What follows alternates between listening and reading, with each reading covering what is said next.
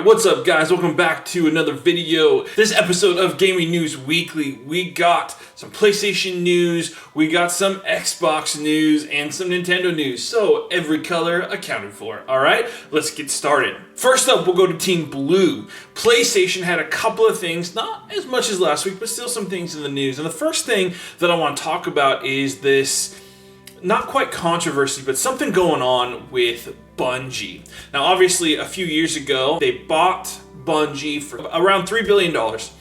And the interesting thing about that purchase was that Bungie was able to keep a fair amount of their autonomy, where they could still release on multiple platforms, where they would kind of make the games that they wanted to make. They kind of operated on their own, but with Sony as their backer.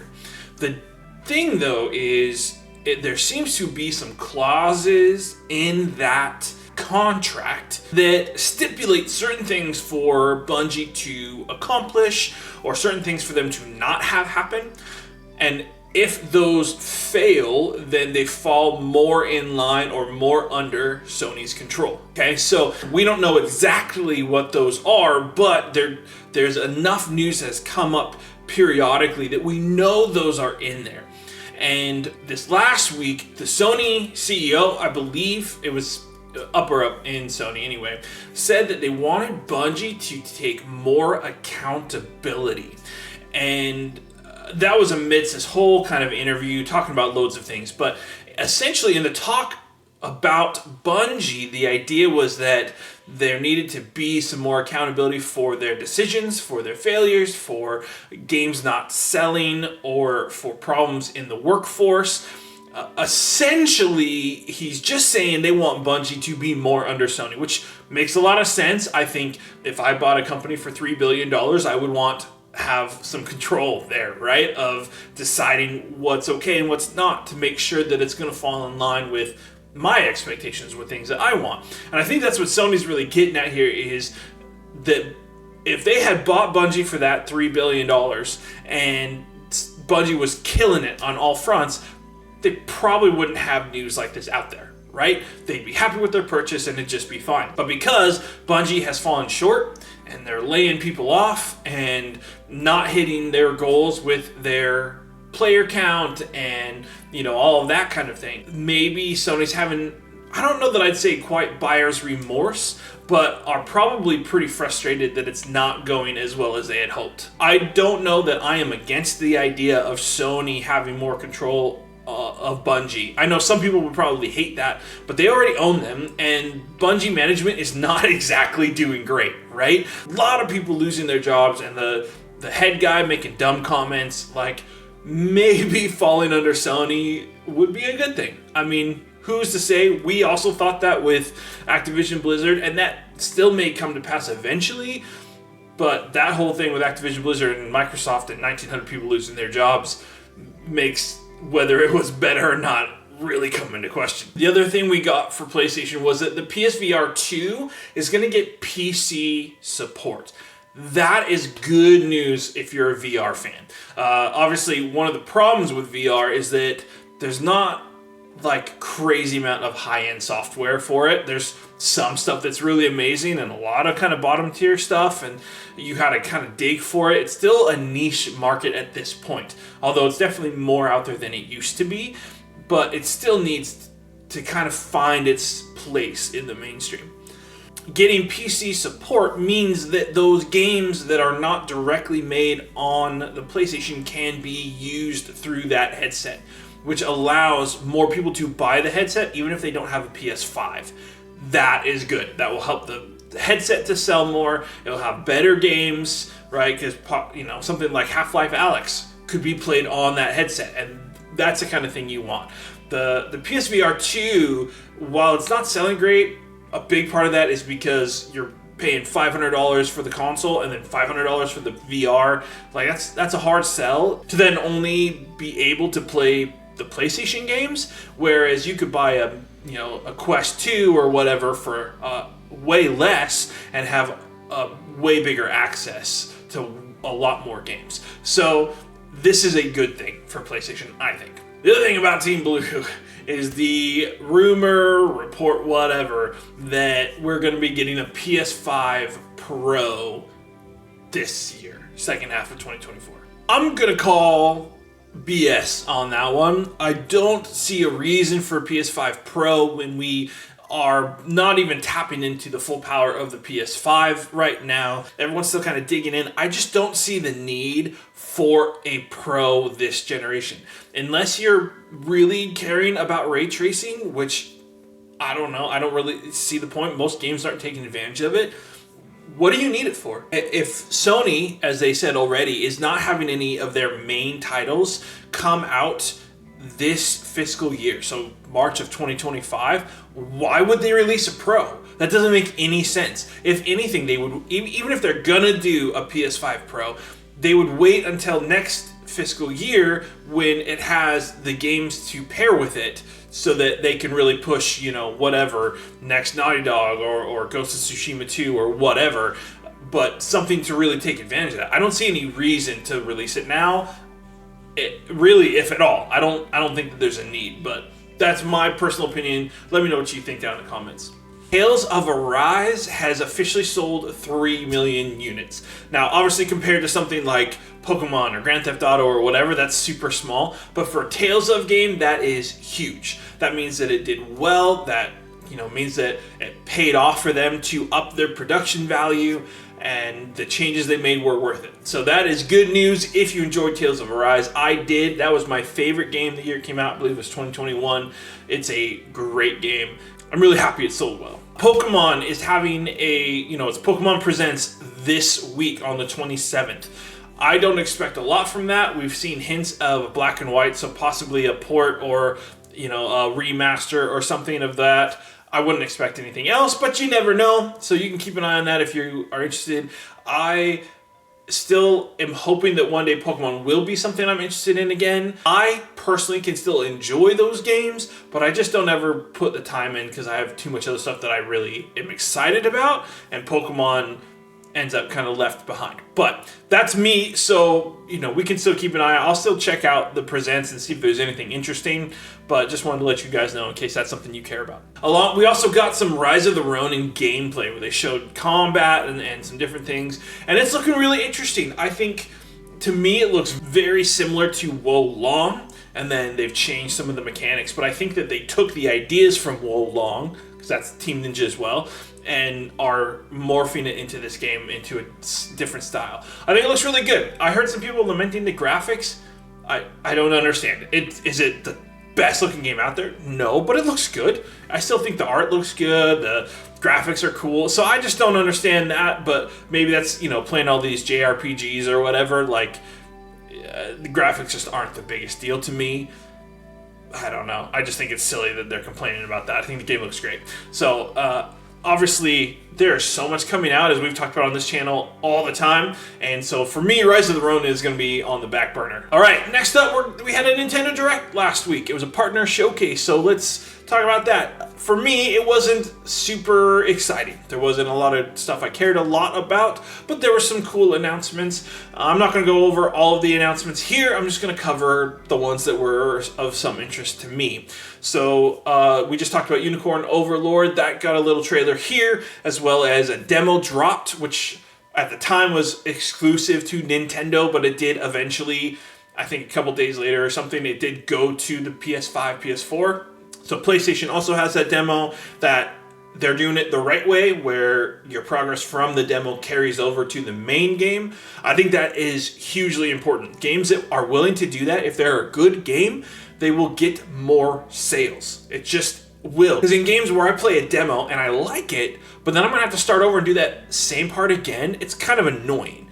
Versus games like this where I play a demo, I say, yeah, I like it, and then I can just start right from where I left off in the main game.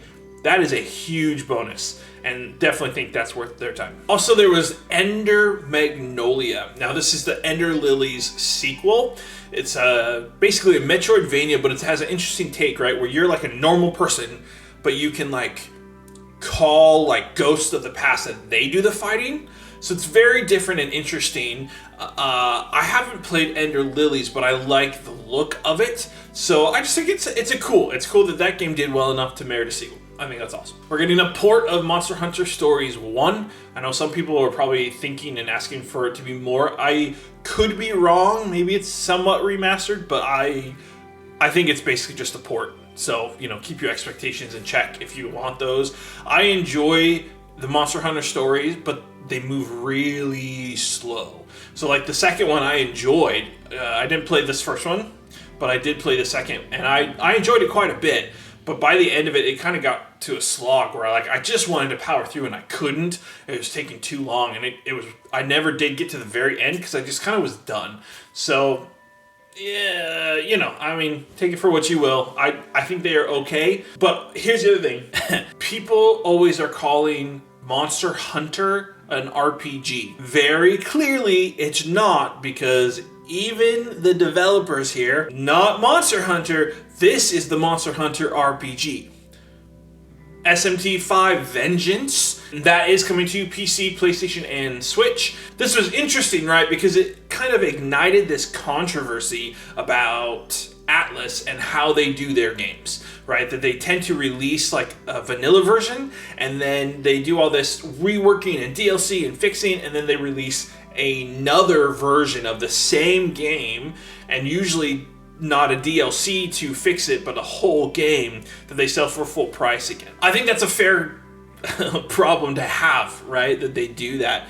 For me, I don't care a lot, because if I love their games, like Persona 5, for example, I played the vanilla version, and when they came out with Royal, I loved the original so much, there was no question that I was buying and playing that game again. SMT5, I bought the original and got bored halfway through, and I know I'm going to get slandered for this. I'm probably the devil now, but it was boring to me. I enjoyed the combat, but it was too slow. The music was always the same and boring, and the story was nonsensical, and I didn't care. So I probably won't be getting this one. I like the idea of getting it on a different system and not having to play it on the Switch, because I'm not a fan of that system, which again I know I'm going to get crucified for. I'm sorry, but I do think that there is a worthwhile conversation there about that style of release. All right, and then they had like a sizzle reel, which a lot of that didn't really matter to me, but they did have Tales of Kenzera Zhao on there. And we've talked a little bit about that. It's a Metroidvania from Abu Bakar, who announced it at the Game Awards. I really enjoyed him, and I have loved watching him on Twitter and, connecting to what he's doing, and I think the game looks awesome. I haven't done the demo because I just want to play the game when it comes out. So I don't typically engage in demos unless I'm going to try a bunch out to put on a list down the road, not something I'm intent on playing soon. I think Tales of Kenzera looks awesome, and I'm really excited for them to be getting this kind of publicity. It's awesome. And then also we got Grounded and Pentiment. Now these are Xbox games, and these are part of those ones we talked about last week of the 4 games that Xbox was moving to other platforms, and these 2 got announced at the Switch Partner Showcase, which of course is why Phil Spencer wasn't naming the games. That said, this is a dumb reason to not name it, because they immediately after this was announced, all the other ones got told, right? What games were going where and what dates, basically, right? So it only was Nintendo Showcase, and you think really it was this big a deal for Nintendo to announce Grounded and Pentiment that you had to wait? That seems silly to me. But maybe there's contracts in place, maybe there's nothing they could do. I don't know. That leads us right into that story. We did get the release dates for all of those games from Xbox to other systems, and some of it is kind of surprising. For example, HiFi Rush is only going to PS5, no Switch release. I think that's because the Switch is not capable of running it well, and they don't want to degrade that game and the fidelity of that game to make it run well. Go with me here. I know that the visuals of that game are nice, they look great, but they're not, realistic or something that might make you think that it's super intense. However, you need this game to be at a stable, steady frame rate, because of the rhythm-based attacks and everything else, right? So everything moving on time, your whole area, right? The whole map, all the enemies, all of you, everything's moving to the beat. And if you don't have a stable frame rate, then that looks really janky. And I think that you couldn't get that on the Switch. I don't know that, that's just my guess. I'm just speculating here, but I think that's why it's going to PS5 only. So, let me know in the comments if you feel differently or you know something, but that's my guess. That's coming out March 19th to PS5. We also got Grounded, that was announced at the Switch Showcase. That is coming April 16th to PS5 and Switch. Pentiment is out now. It's already out, and that is on both Switch and PS5. And then Sea of Thieves is also PS5 only, not coming to Switch. And that comes out April 30th. So 2 games are PS5 only, and 2 are Switch and PS5. Pretty interesting, right? But it is what we thought. HiFi Rush, Pentiment, Grounded, and Sea of Thieves. I doubt very much this will be the end of it, but that is what's happening. All right, next up is Helldivers. Now, I'm going to spend a crazy amount of time on this, but I still find it really fascinating. Helldivers is blowing up. We've had the CEO, tweeting out, hey, don't buy the game right now. Wait until I can get the servers bigger so you can play. They're having issues with people not logging out so that other people can't log back in because they don't want to lose their place. You're having massive sales. You're having the concurrent player count just keeps rising to the cap of what they can do on Steam. You got people are loving this game. It's constantly out there on social media. You got people like Greg from Kind of Funny Games is super in love and talks about it all the time. I mean, the publicity of this game is nuts. I haven't played it yet. Have you? If you've played it, let me know in the comments what you think. It looks like a lot of fun, but it's just like, out of all the games I'm playing, I'm not making time for that right now, And I feel like I'm missing out on the zeitgeist a bit. But it's just not something I would typically go to, and since there's so many good games, it's just not where I'm putting my time. But it's pretty crazy how much that is popping off. All right, now some RPG news, baby. We got Final Fantasy VII Rebirth, which comes out this week, and it's already, we talked about this before, it let the embargo go up like a week before. It's at a 93 on Metacritic, baby.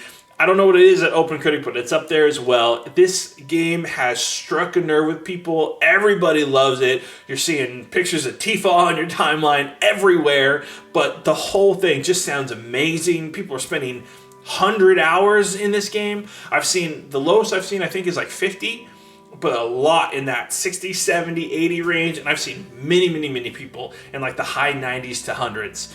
That's awesome. I'm so stoked for Rebirth. It looks incredible. It's going to be a lot of fun. So, yeah, really freaking awesome.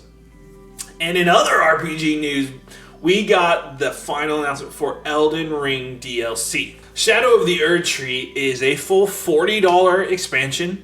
It's huge, adds a whole, over 10 bosses, adds new weapons, new magic, new enemy types, new armors, all the things. It's Elden Ring, right? This game was massive and insane already. This is a huge expansion. I've already seen, the lore people are going nuts over all the things in the trailer. That's not me, all right? I'm sorry, you have to look elsewhere for that. But people are going nuts. And I think it looks incredible. I loved Elden Ring. I was surprised because I think I've talked about this before, but the Dark Souls style games weren't my thing for a long time. And I basically got kind of like a side one, Code Vein, and then from there went into Elden Ring. Absolutely incredible. Loved it. Now this is June 21st, okay? I think that's a good time for that. I still don't know that I'm going to make it in time with all of the games coming out and what's on the docket, but I might. And if I can, that will be the one I get for June. FromSoft is a master of their craft, and so I just don't think you can expect anything wrong to happen here. It's gonna be good. Okay, and that's the main news. Just a couple of free game things. We got Epic right now. I missed it last week, but it has Super Meat Boy Forever. So if you haven't already gotten that, I think they've given that away like 4 times, or at least a version of Super Meat Boy. So you might already have some in your library, but it's still there. It's free. And then next week is this kind of interesting indie game called Never Yield. It's like a platformer, almost looks like those Endless Runner type games. I don't know. Looks interesting. It's got a cool design to it. But the big one is on Game Pass, Bluey. Now, if you're not a parent, you might be going, why does that matter? Because you don't understand the hype of Bluey, okay? Bluey comes out, that's all my kids care about. That is the thing. Bluey is a big deal, and as a parent, it's a great show. Out of all the shows that my kids watch, that is probably my favorite. So, yeah, it's pretty fun. And the game I've played with my kids is pretty fun. And if you're into like 100%, it's like 2 hours. So, you know, could be fun. So, anyway, I hope that brightened up your timeline there at the end. Guys, thank you so much for watching. I appreciate it. If you enjoyed this video, make sure you hit the like button on the way out. That helps me out a ton. If you're new around here, hit that subscribe button. Okay, that big red one, you know, with the bell, right? That's a big deal. That helps me out a ton. Okay, we're working towards 1,000. That's the goal. I hope. Obviously, it's more important to me that you engage. Like, let's be a part. Let's talk, and you know, let me know what you're liking, you know, what you're not, all that kind of thing. That is helpful for me. So, you know, join in and be a part of it. I'd love to get to know you guys and all that. But thank you so much for watching. It really does mean the world to me. And yeah, you guys are awesome. So, as always, good hunting.